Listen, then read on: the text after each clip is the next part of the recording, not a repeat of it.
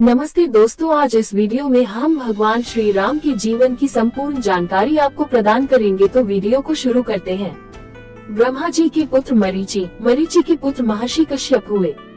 कश्यप और अदिति के वंश से जो सूर्यवंश हुआ, उसी के इक्ष्वाकु कुल में चक्रवर्ती सम्राट महाराज दशरथ के ज्येष्ठ पुत्र के रूप में श्री राम का जन्म हुआ। इन्हें रामचंद्र भी कहते हैं।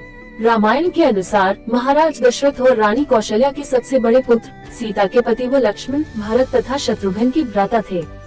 हनुमान उनके परम भक्त है। लंका के राजा रावण का वध उन्होंने ही किया था। उनकी प्रतिष्ठा मर्यादा पुरुषोत्तम के रूप में है, क्योंकि उन्होंने मर्यादा के पालन के लिए राज्य, मित्र, माता पिता तक का त्याग किया। 500 वर्षों बाद अयोध्या जी में श्री राम जन्मभूमि पर पुनः नवनिर्मित भव्य मंदिर में मर्यादा पुरुषोत्तम श्री रामचंद्र जी का रामलला स्वरूप में निज गृह आगमन 22 जनवरी 2024 को हुआ। वे भगवान विष्णु के अवतार माने जाते हैं। श्री राम का जन्म वैवस्वत मनवंतर में 23वें चतुर्युग की त्रेता में हुआ था। उन्होंने करीब 11,000 वर्ष अयोध्या का शासन किया था। श्री राम विश्वामित्र के साथ यज्ञ की रक्षा के लिए छोटे भाई लक्ष्मण के साथ गए और ताड़का आदि राक्षस मारे। उसके बाद गुरु के साथ राजा जनक के यहाँ उनकी पुत्री सीता के स्वयंवर में पहुंचकर शिव के धनुष को तोड़ सीता से विवाह किया। जब उन्होंने अगला राजा बनाया जा रहा था, तब उनके पिता के वचन के लिए 14 वर्ष वनवास जाना हुआ, जहाँ पर लक्ष्मण ने राक्षसों के राजा रावण की बहन शूर्पणखा के नाक कान काट दिए और उसके भाई खरदूषण का राम ने वध कर दिया।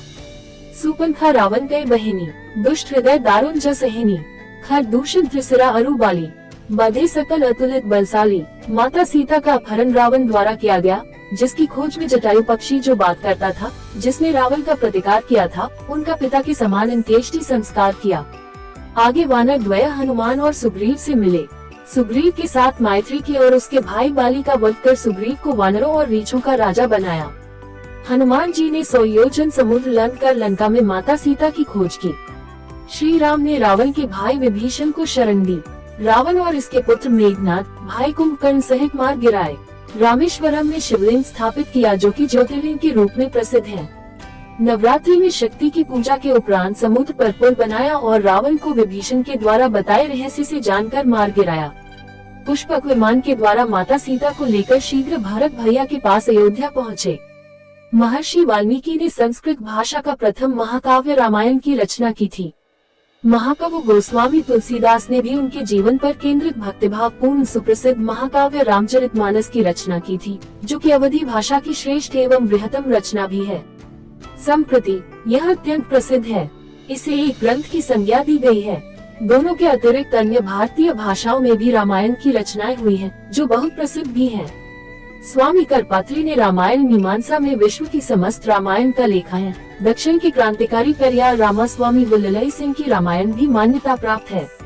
भारत में श्री राम अत्यंत पूजनीय है और आदर्श पुरुष है, तथा विश्व के कई देशों में भी श्री राम आदर्श के रूप में पूजे जाते हैं, जैसे नेपाल, थाईलैंड, इंडोनेशिया आदि। श्री राम रघुकुल क्षत्रिय वंश में जन्मे थे, जिसकी परंपरा रघुकुल रीति सदा चली आई। प्राण जाहु बरु बचनु न जाए की थी, जो कि वर्तमान में भी सूर्यवंशी क्षत्रिय राजपूतों द्वारा व्यवस्थित की जा रही। ब्राह्मणों के अनुसार राम न्याय प्रिय थे। उन्होंने बहुत अच्छा शासन किया, इसलिए लोग आज भी अच्छे शासन को राम राज्य की उपमा देते हैं। दैहिक दैविक भौतिक तापा, राम राज नहीं काहु ही व्यापा। वैदिक धर्म के कई त्योहार जैसे दशहरा, रामनवमी और दीपावली श्री राम की वन कथा से जुड़े हुए हैं। रामायण भारतीयों के मन में बसता आया है और आज भी उनके हृदयों में इसका भाव निहित है। भारत में किसी व्यक्ति को नमस्कार करने के लिए राम राम, जय सिया राम जैसे शब्दों को प्रयोग में लिया जाता है।